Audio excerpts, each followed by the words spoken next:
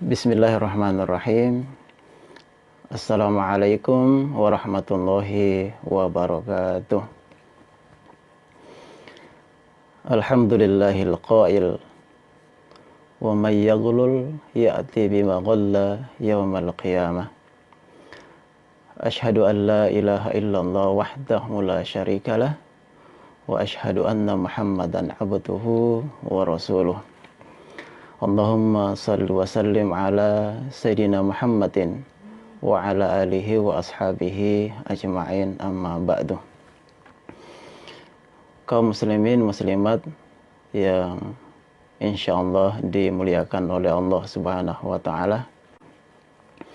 Alhamdulillah, pada malam hari ini di tengah wabah corona yang melanda kita, alhamdulillah kita masih diberi kesehatan oleh Allah Subhanahu wa taala. Mudah-mudahan wabah corona ini segera diangkat oleh Allah Subhanahu wa taala. Kaum muslimin muslimat yang insyaallah dimuliakan oleh Allah Subhanahu wa taala, pada kesempatan yang berbahagia ini insyaallah kita akan bincang-bincang santai,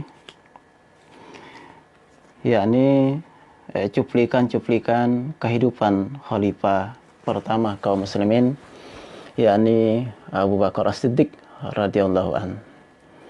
Mudah-mudahan dengan melihat cuplikan-cuplikan yang kami sampaikan bisa menjadi contoh teladan bagi kita semua dalam mengarungi kehidupan kita pada masa yang akan datang. Nah, sekarang cuplikan yang pertama. Kisah Rasulullah SAW dan Abu Bakar ketika berada di Gua Hira. Sebagaimana kita ketahui bersama, ketika Rasulullah SAW hijrah ke Madinah, itu tidak langsung menuju Madinah, tapi menuju ke arah selatan, dan kemudian beliau bersama Abu Bakar As-Siddiq bersembunyi di Gua Hira. Begitu ada di depan Gua Hira, maka Abu Bakar As-Siddiq minta permisi, bahasa kita, kepada Rasulullah SAW. Ya Rasul, saya yang duluan masuk ke dalam goa, jangan sampai ada binatang berbisa yang akan membahayakan baginda, biar saya saja yang digigit ular kalau misalnya ada ular berbisa di dalamnya. Abu Bakar masuk membersihkan gua pada malam hari itu. Nah, di dalam gua itu banyak lubang-lubang yang ada. Abu Bakar As-Siddiq kemudian menutupi lubang itu dengan merobek pakaian beliau. Begitu ada lubang, beliau menutupi lubang itu dengan merobek baju beliau. Sampai kemudian baju beliau habis untuk menutup lubang yang ada di dalam gua tersebut. Nah, tinggal satu lubang dan baju beliau sudah habis. Nah, beliau kemudian menjadikan tumitnya sebagai penutup lubang yang terakhir. Kemudian mempersilahkan Rasulullah SAW masuk ke dalam goa. Pagi harinya Rasulullah SAW kaget karena Abu Bakar As-Siddiq sudah tidak memakai baju. Rasulullah SAW kemudian bertanya, "Fa'aina thawbuka ya Abu Bakrin?" Wahai Abu Bakar, di mana bajumu? Abu Bakar kemudian menjawab, "Fa akhbarahu alladhi sana'a." Abu Bakar kemudian menceritakan Rasulullah SAW apa yang telah beliau perbuat semalam.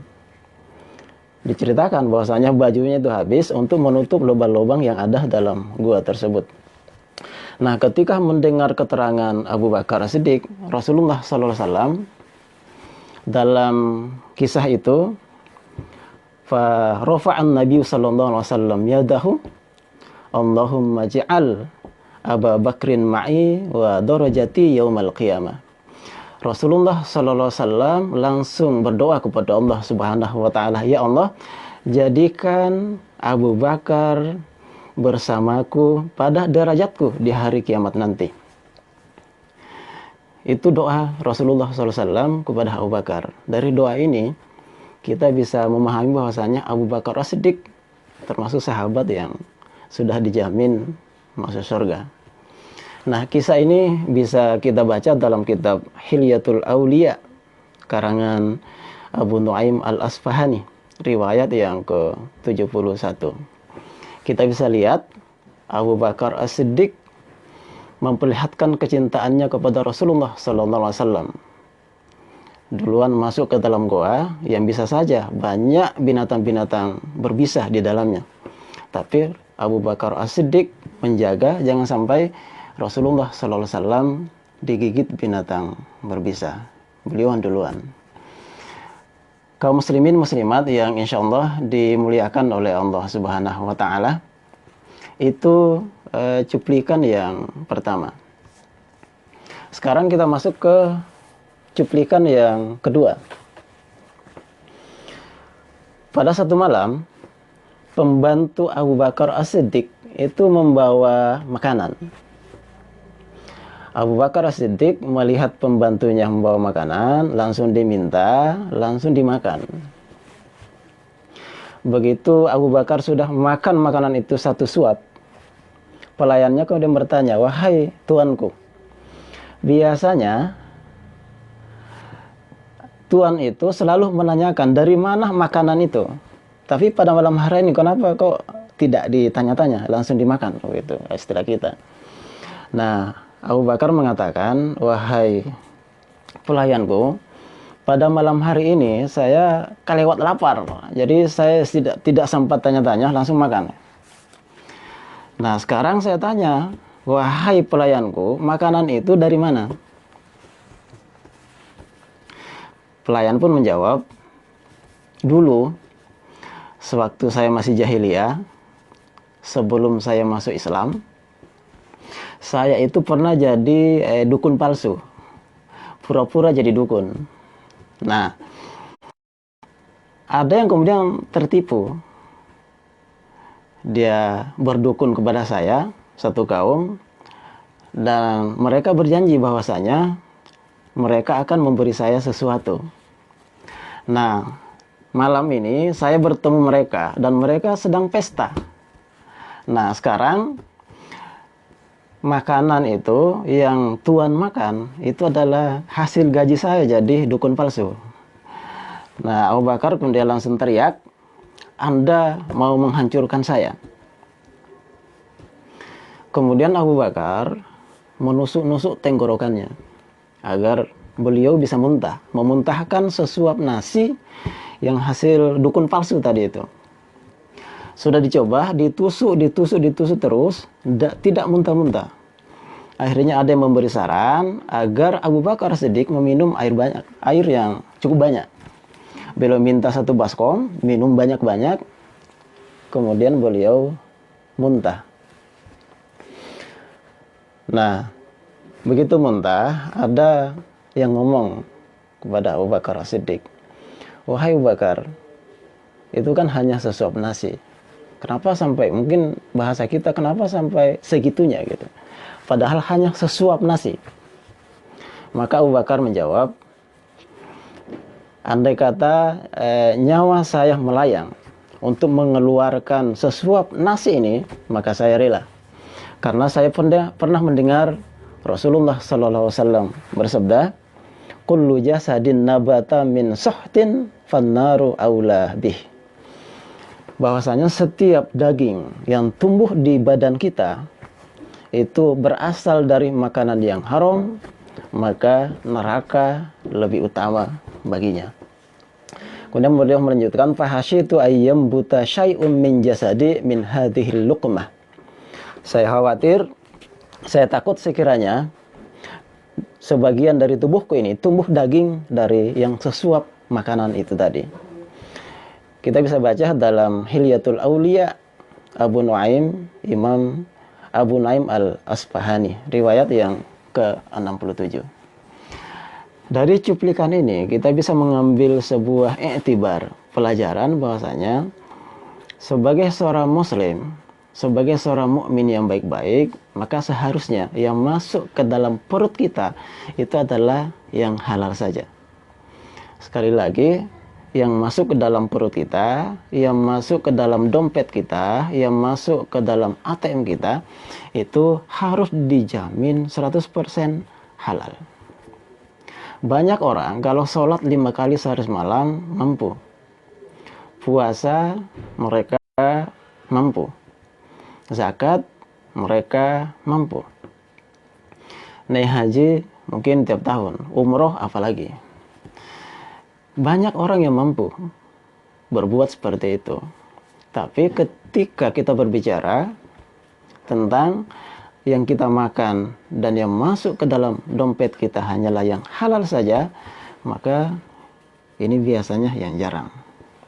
Saya bisa menyimpulkan kalau ada seorang muslim yang dia makan hanya berasal dari yang halal, yang dia masukkan ke dalam dompetnya hanya yang halal, yang dia masukkan ke dalam ATM-nya itu hanya yang halal, maka saya angkat topi, insya Allah orang itu imannya bagus. Sekali lagi, kalau ada seorang muslim yang makannya makanan halal, uang yang diambil hanya yang halal, saya angkat topi, insya Allah orangnya itu mukminnya bagus. Kaum muslimin muslimat yang insya Allah dimuliakan oleh Allah Subhanahu wa Ta'ala, Abu Bakar As-Siddiq tentu saja memahami betul. Ada ayat Allah Subhanahu wa Ta'ala dalam surah Ali Imran ayat 161. A'udzu billahi minasyaitonir rajim. Wa may yaghlul ya'ti bima ghalla yaumal qiyamah. Barang siapa yang mendapatkan barang, yang mendapatkan harta dari jalan khianat, atau dari jalan yang curang, atau dari jalan yang haram, ya'ti bima ghalla yaumal qiyamah, maka pada hari kiamat nanti mereka akan datang dengan harta yang mereka dapatkan itu dari jalan yang diharamkan oleh Allah Subhanahu wa Ta'ala. Ketika Imam Ibnu Katsir menafsirkan ayat ini dalam tafsir beliau, Tafsirul Quranil Azim, beliau mengungkapkan beberapa hadis. Yang pertama, Rasulullah SAW menceritakan bahwasanya pada hari kiamat nanti, ketika manusia dibangkitkan dari alam kuburnya, kemudian dihalau kepada mahsyar, maka pada waktu itu ada yang datang sambil menggendong kambing, ada yang sambil menggendong onta, ada yang sambil menggendong sapi gitu.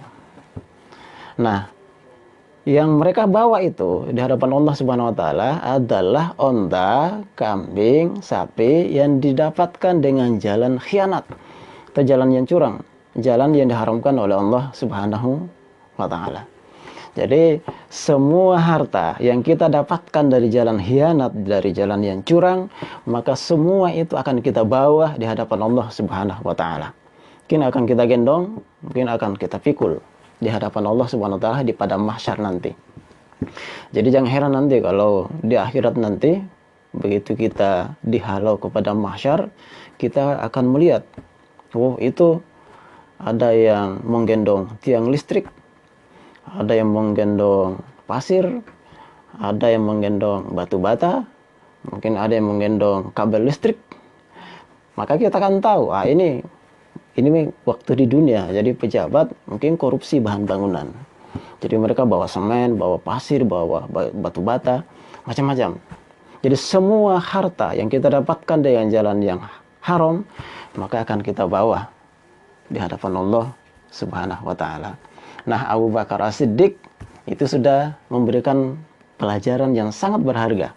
Dari cuplikan ini, beliau hanya mau makan makanan yang halal, yang 100% dijamin halalnya. Mudah-mudahan kita bisa menjadikan ini sebagai teladan di dalam kehidupan kita. Nah, mungkin ketika Abu Bakar As-Siddiq jadi khalifah, jadi pejabat seperti ini yang tidak mau makan makanan yang haram, berarti dia tidak akan memakan uang rakyat. Abu Bakar sebagai seorang kepala negara, beliau sebagai seorang khalifah tidak mungkin akan memakan uang rakyat. Mungkin berbeda pada zaman Firaun. Pada zaman Firaun itu para pejabat di kerajaan itu pada kenyang semua, rakyatnya pada kelaparan semua. Kemudian dicekik dengan membayar upeti yang begitu tinggi. Tapi para pejabat di kerajaan Firaun itu pada mati kekenyangan semua. Na'udzubillah min dzalik. Jadi kalau pejabatnya itu jujur, insya Allah rakyatnya makmur. Ini cuplikan yang kedua. Sekarang kita masuk ke cuplikan yang ketiga. Pada perang Badar, waktu itu perang Badar pecah, maka Rasulullah SAW meminta pendapat para sahabat. Nah, pada waktu itu tidak ada yang berbicara. Maka Ali bin Abi Thalib menceritakan bahwasanya pada waktu itu tidak ada yang maju. Kira-kira siapa yang akan melindungi Rasulullah SAW dari serangan musuh? Tidak ada yang berbicara kecuali Abu Bakar. Ali menceritakan, saya melihat Abu Bakar maju dengan pedang terhunus. Demi Allah, kata Ali bin Abi Thalib, tidak ada yang menjawab pada waktu itu kecuali Abu Bakar maju dengan pedang yang terhunus, siap menjaga Rasulullah SAW dari serangan orang-orang kafir.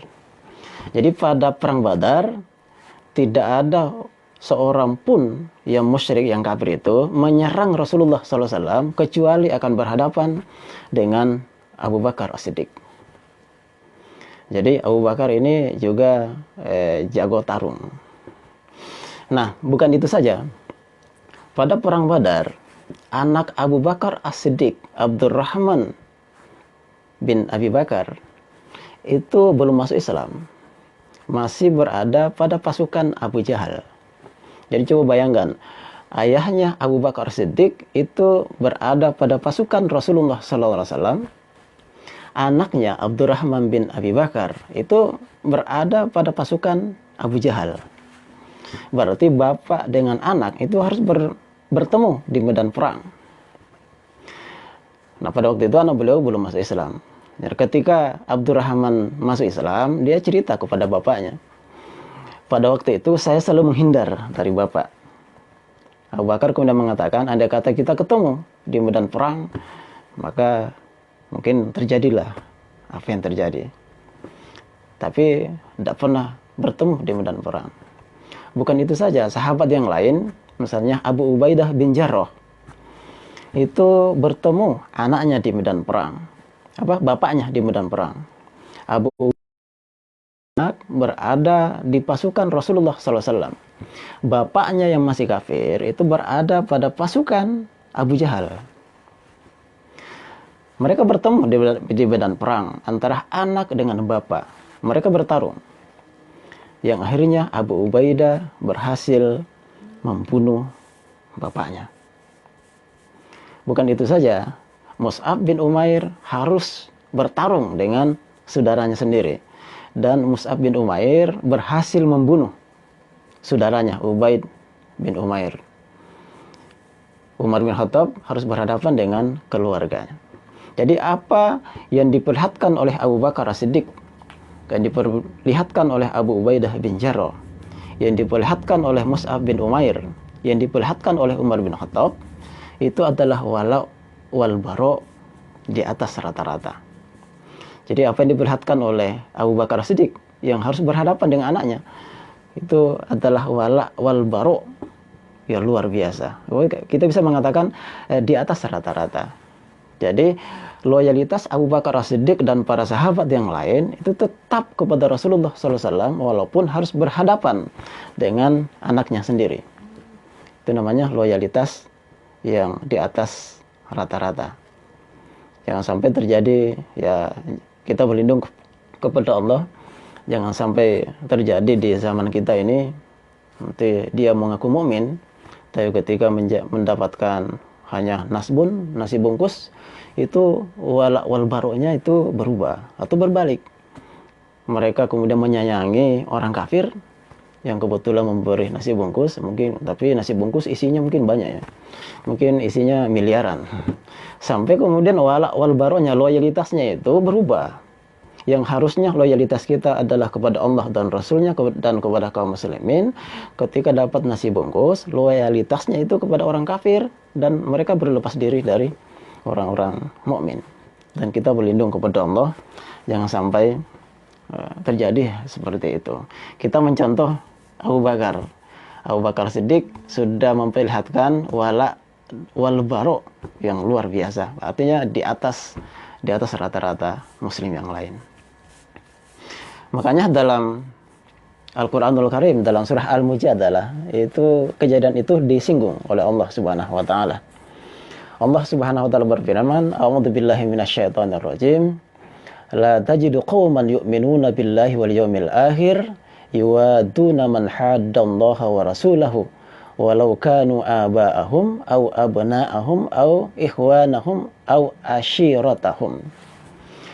Engkau Muhammad dan tentu saja kaum muslimin itu tidak akan mendapati satu kaum, la tajidu qauman, kalian tidak akan mendapati satu kaum yu'minuna billahi wal yaumil akhir, yang beriman kepada Allah dan hari kiamat, yuwaduna man haddallaha wa rasulahu, mereka akan berkasih sayang kepada penentang atau yang menentang Allah dan Rasulnya, walau kana aba'ahum, walaupun mereka itu adalah bapak-bapak mereka, au abna'ahum, atau anak-anak mereka, au ikhwanahum, atau saudara-saudara mereka, au ashiratahum, atau keluarga mereka.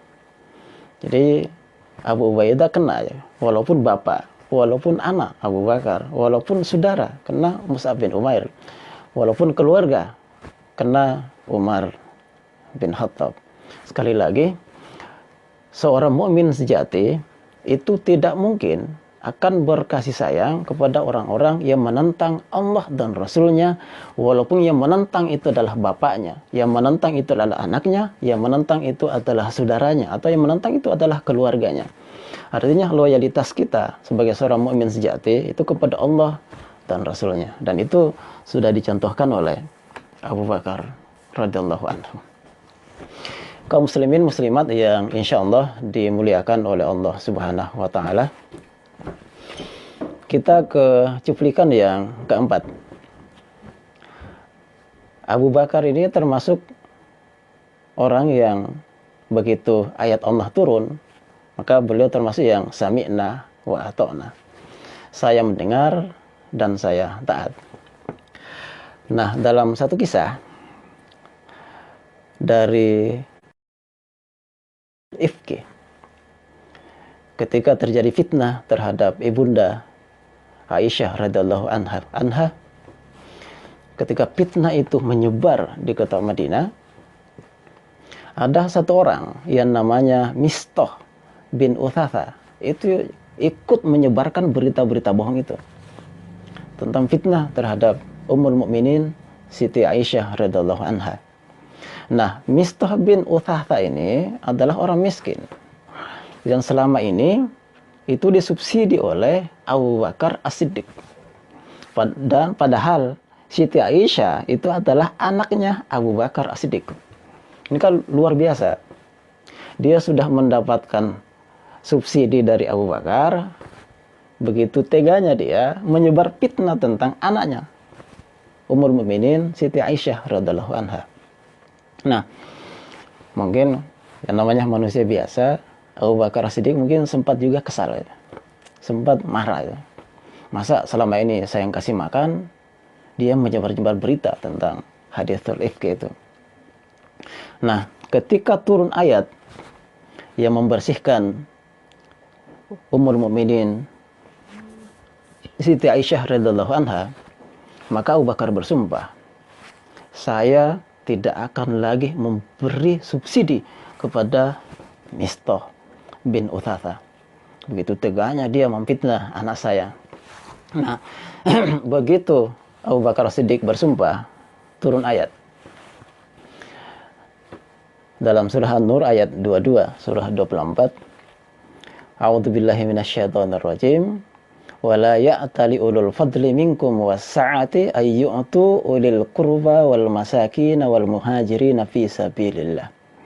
Dan janganlah orang-orang yang mempunyai kelebihan dan kelapangan di antara kamu bersumpah bahwa tidak akan memberi bantuan lagi kepada kerabatnya yang orang miskin, atau memberi bantuan kepada kerabatnya orang-orang miskin dan orang-orang yang berhijrah di jalan Allah Subhanahu wa taala. Wal ya'fu, hendaklah mereka memaafkan, wal yasfahu, dan hendaklah mereka berlapang dada. Ala tuhibbuna ayyakfirallahu lakum, apakah kamu tidak suka bahwa Allah mengampunimu? Dengan turunnya ayat ini, maka sumpah Abu Bakar dicabut. Mistah bin Utsatha disubsidi kembali. Itu prinsip atau mental atau adab atau akhlak seorang Abu Bakar As-Siddiq. Walaupun sudah bersumpah tidak lagi memberi subsidi kepada orang yang memfitnah anaknya, Ummul Mukminin Siti Aisyah radhiyallahu anha, begitu turun ayat yang menyindir beliau, beliau kemudian mencabut sumpahnya, kembali mensubsidi Mistah bin Utsatha. Jadi Abu Bakar As-Siddiq bukan orang biasa. Mungkin beda dengan kita. Kalau kita sudah difitnah sedemikian rupa, nama kita rusak, awalnya disubsidi, pasti berhenti di subsidi itu. Kalau kita orang biasa, kaum muslimin muslimat yang insya Allah dimuliakan oleh Allah Subhanahu wa taala. Sekarang kita masuk ke cuplikan yang kelima. Cuplikan yang kelima ini cukup terkenal karena ini adalah pidato Abu Bakar pasca dilantik menjadi khalifah. Begitu beliau dibaiat menjadi khalifah, karena memang dalam Islam pemimpin kaum muslimin itu tidak sah menjadi seorang khalifah kecuali dibaiat. Nah, Abu Bakar itu sudah dibaiat pengangkatan di Thaqifah Bani Sa'idah. Kemudian besoknya itu dibaiat secara ramai-ramai oleh kaum muslim. Itu namanya bai'atut ta'ah. Baiat untuk taat kepada khalifah. Walaupun baiat pengangkatannya sudah selesai, tinggal baiat taat. Nah, ketika setelah dibaiat, maka Abu Bakar naik di mimbar berpidato, dan pidato beliau ini sangat terkenal. Ini juga termaktub dalam Al-Bidayah wan Nihayah, tulisan atau karya Imam Ibnu Katsir. Pidato beliau kita bacakan. Para hadirin sekalian, sesungguhnya aku telah dipilih sebagai pimpinan atas kalian, dan bukanlah aku yang terbaik. Jika aku berbuat kebaikan, bantulah aku, dan jika aku berbuat keliru, maka luruskanlah aku. Ini pidato yang pertama, atau kata-kata yang pertama keluar dari lisan beliau pasca beliau dibaiat di Masjid Nabawi. Beliau mengatakan, aku bukanlah yang terbaik. Di sini kita bisa memahami bahwasanya ini adalah ungkapan betapa tawadhu'nya Abu Bakar As-Siddiq radhiyallahu anhu. Karena Ahlus Sunnah wal Jamaah itu sudah sepakat bahwasanya sahabat yang terbaik atau orang yang terbaik setelah Rasulullah SAW adalah Abu Bakar As-Siddiq radhiyallahu anhu. Bahkan dalam Hilyatul Aulia, kisah yang pertama yang diungkap atau nomor satu adalah Abu Bakar As-Siddiq radhiyallahu anhu. Kemudian pidato beliau dilanjutkan. Kejujuran adalah amanah, sementara dusta adalah suatu pengkhianatan. Satu kali lagi, kata beliau dalam pidato beliau, kejujuran adalah amanah, sementara dusta adalah suatu pengkhianatan. Jadi jabatan seorang kepala negara sebagai seorang khalifah, beliau akan senantiasa jujur kepada rakyat banyak. Dan beliau akan menghindari dusta, Karena dusta pada hakikatnya, dusta seorang pemimpin, dusta seorang penguasa, dusta seorang kepala negara, pada hakikatnya menurut beliau adalah pengkhianatan. Dan kita berlindung kepada Allah dari pemimpin yang pembohong, yang kalau dia pembohong berarti dia adalah pengkhianat. Kemudian pidato beliau dilanjutkan. Orang yang lemah di antara kalian sesungguhnya kuat di sisiku, hingga aku dapat mengembalikan haknya kepadanya insya Allah. Sebaliknya, siapa saja yang kuat di antara kalian, maka dialah yang lemah di sisiku, hingga aku akan mengambil darinya hak milik orang lain yang diambilnya. Dari pidato ini kita bisa mengerti bahwasanya Abu Bakar As-Siddiq akan siap menolong orang-orang yang dizolimi dan siap menghadapi orang-orang yang zalim. Walaupun itu orang zalim itu adalah orang-orang yang kuat, mungkin orang yang kaya. Dalam pandangan Abu Bakar, siapa yang salah dia lemah, siapa yang benar dia kuat. Jadi walaupun yang salah itu adalah orang miskin, tapi dalam pandangan Abu Bakar, mereka adalah orang yang kuat karena akan dibela oleh Abu Bakar As-Siddiq. Walaupun dia itu kaya raya, punya perusahaan di mana-mana, tapi kalau salah maka akan bertekuk lutut di hadapan Abu Bakar As-Siddiq. Jadi ini beda mungkin dalam pemerintahan Fir'aun. Yang miskin ditindas, yang miskin walaupun benar tetap salah, itu zaman Fir'aun. Jadi zaman Fir'aun yang namanya miskin salah terus, itu zaman Fir'aun. Dan yang kaya, yang punya modal itu benar terus. Karena di zaman Fir'aun ya orang-orang miskin tidak bisa bayar qadhi atau hakim. Dan orang-orang kaya di masa itu bisa membayar qadhi. Jadi si miskin kasihan ya, salah terus. Dan kita berdoa kepada Allah mudah-mudahan tidak mengalami zaman yang seperti itu. Kemudian beliau melanjutkan, ini menarik. Tidaklah suatu kaum meninggalkan jihad di jalan Allah kecuali Allah akan menimpakan kehinaan kepada mereka. Ini perkataan Abu Bakar.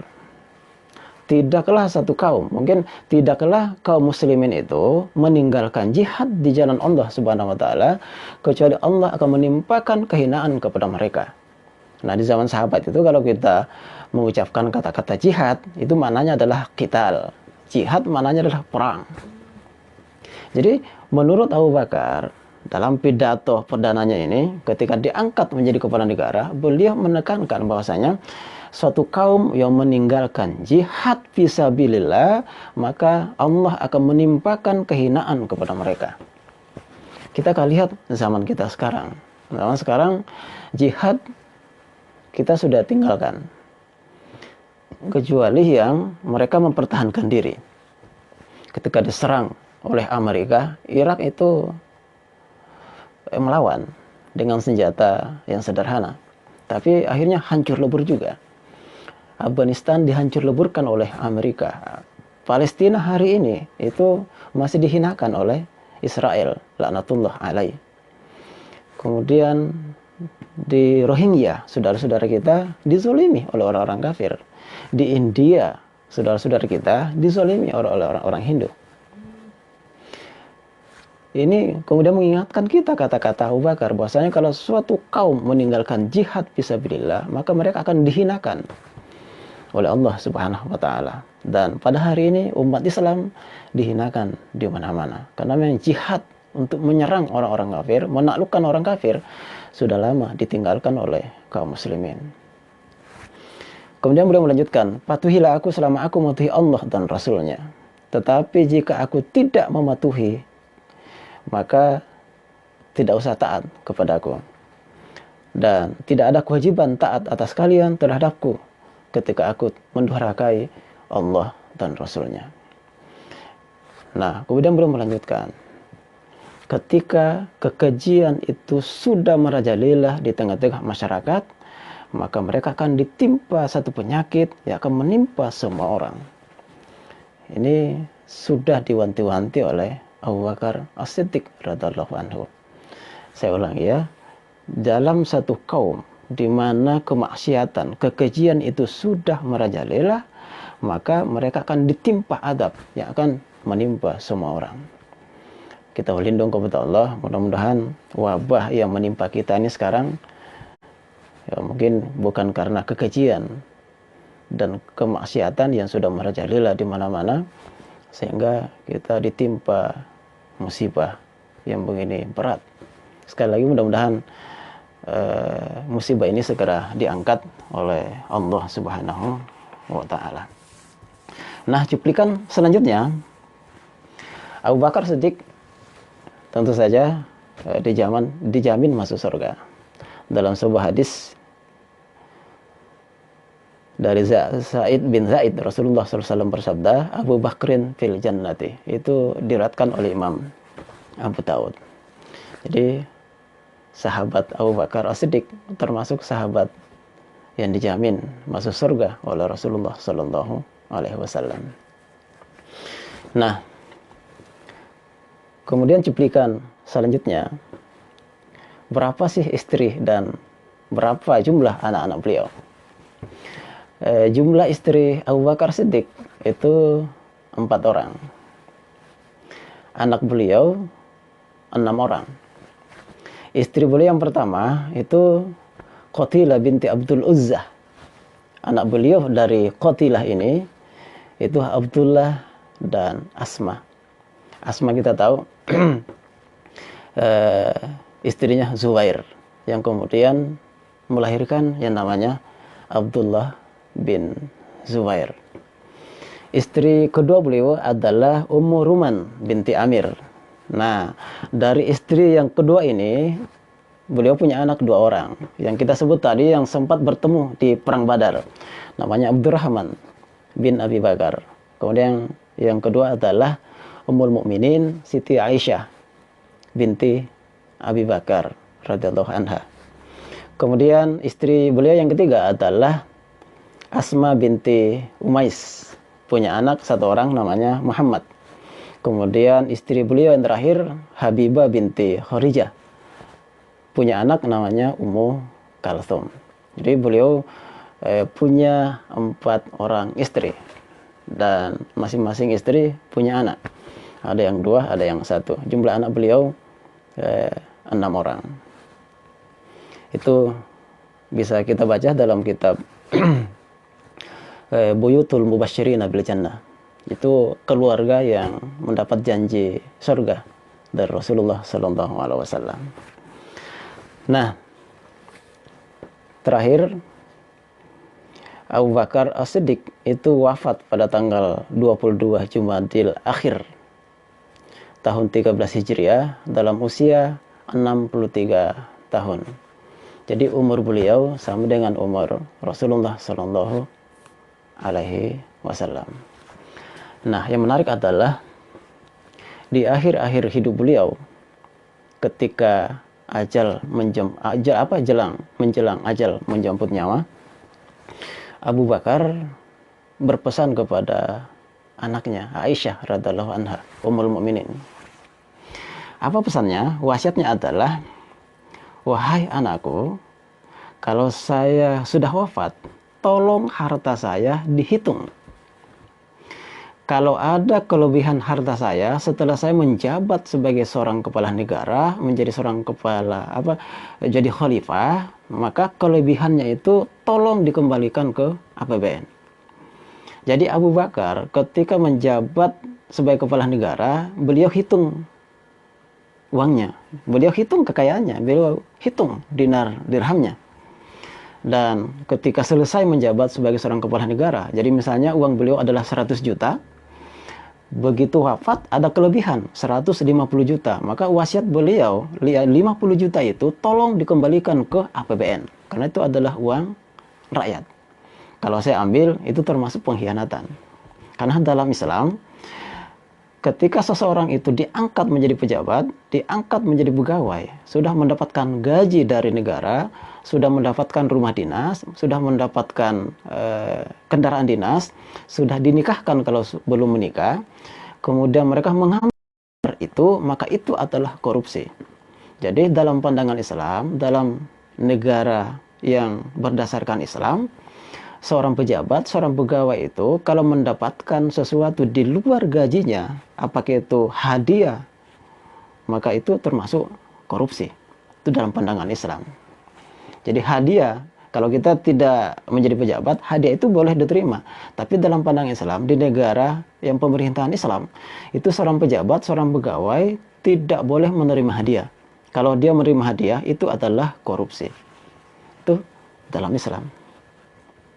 Nah, Abu Bakar meminta kelebihan dari hartanya dikembalikan ke APBN. Karena itu adalah uang rakyat. Mungkin beda di zaman Fir'aun ya. Di zaman Fir'aun, begitu mau mati, itu hartanya menumpuk. Karena di zaman Fir'aun, jabatan itu digunakan sebagai sarana untuk menumpuk harta sebanyak-banyaknya. Sampai-sampai 70 turunan itu tidak habis-habis. Kalau kita di sini kan 7 turunan saja. Kalau di zaman Fir'aun itu sampai 70 turunan itu tidak habis-habis dimakan oleh anak cucunya. Karena jabatan itu dipakai untuk merampok uang rakyat. Atau korupsi uang APBN. Itu di zaman Fir'aun ya. Dan kita berlindung kepada Allah, jangan mendapati zaman yang seperti itu. Nah, Aisyah, Abu Bakar As-Siddiq kemudian mewasiatkan kepada Aisyah radhiyallahu anha bahwasanya seluruh barang-barang peninggalan saya tolong dibawakan kepada khalifah. Nah, setelah beliau wafat, yang diangkat, yang dibaiat menjadi khalifah adalah Umar bin Khattab. Nah, ketika Umar bin Khattab jadi khalifah, Siti Aisyah membawa barang-barang peninggalan Abu Bakar As-Siddiq ke hadapan Umar bin Khattab. Begitu barang-barang itu berada di hadapan Umar bin Khattab, maka Umar bin Khattab menangis.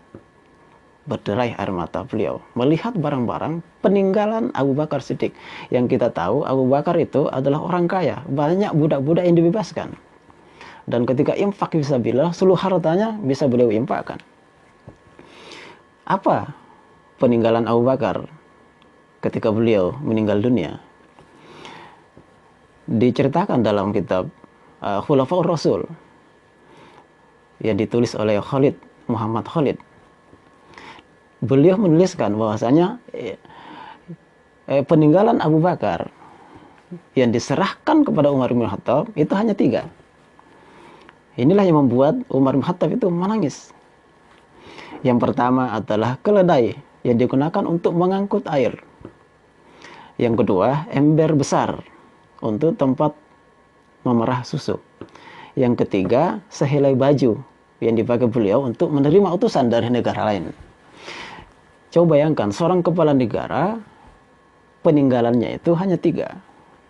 Keledai, ember besar, kemudian sehelai baju untuk menerima utusan dari negara lain. Karena beliau adalah kepala negara. Kita bayangkan, mungkin di zaman Fir'aun, ya, seperti yang kita ungkapkan tadi. Di zaman Fir'aun, ketika mati, mantan pejabat itu bisa jadi mempunyai tanah seluas, ya seluas-luasnya. Bukan hanya tanah, gunung pun mereka miliki. Karena sekali lagi, jabatan buat mereka tidak seperti Abu Bakar. Abu Bakar berprinsip bahwasanya jabatan itu hanya dipakai untuk mengurus urusan rakyat, menolong orang-orang zalim dan menahan menolong orang-orang yang dizolimi dan menahan orang-orang yang zalim. Jabatan itu hanya dipakai untuk mengurus urusan rakyat. Mungkin beda di zaman Fir'aun. Jabatan itu dipakai selama menjabat, korupsi, kemudian merampok kekayaan alam, merampok kekayaan rakyat, merampok APBN, sehingga ketika mereka mati atau berhenti dari jabatannya, itu warisannya luar biasa, bisa triliunan. Itu di zaman Fir'aun. Sekali lagi kita berlindung kepada Allah dari zaman seperti zamannya Fir'aun laknatullah alaih. Demikian yang bisa kami sampaikan, cuplikan-cuplikan. Mungkin ini sedikit cuplikan-cuplikan dari kehidupan Abu Bakar As-Siddiq radhiyallahu an, khalifah pertama kaum muslimin. Mudah-mudahan dari cuplikan-cuplikan ini kita bisa mengambil iktibar, mengambil pelajaran yang kemudian coba di dalam kehidupan kita sehari-hari. Mudah-mudahan ada manfaatnya. Mohon maaf atas segala kekurangan. Billahi taufik wal hidayah. Assalamualaikum warahmatullahi wabarakatuh.